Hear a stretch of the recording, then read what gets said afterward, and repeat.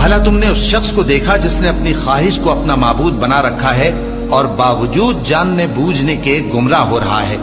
تو اللہ نے بھی اس کو گمراہ رہنے دیا اور اس کے کانوں اور دل پر مہر لگا دی اور اس کی آنکھوں پر پردہ ڈال دیا۔ اب اللہ کے سوا اس کو کون راہ پر لا سکتا ہے؟ تو کیا تم لوگ نصیحت نہیں حاصل کرتے اور کہتے ہیں کہ ہماری زندگی تو صرف دنیا ہی کی ہے، کہ یہی مرتے اور جیتے ہیں اور ہمیں زمانہ ہی ہلاک کر دیتا ہے؟ اور ان کو اس کا کچھ علم نہیں، محض قیاس آرائیاں کرتی ہیں، اور جب ان کے سامنے ہماری کھلی کھلی آیتیں پڑھی جاتی ہیں تو ان کی یہی حجت ہوتی ہے کہ اگر سچے ہو تو ہمارے باپ دادا کو زندہ کر لاؤ۔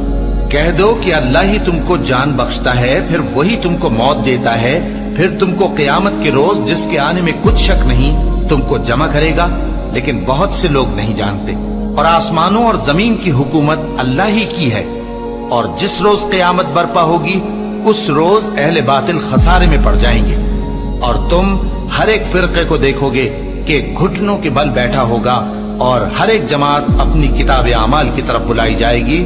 جو کچھ تم کرتے رہے ہو آج تم کو اس کا بدلہ دیا جائے گا، یہ ہماری کتاب تمہارے بارے میں سچ سچ بیان کر دے گی۔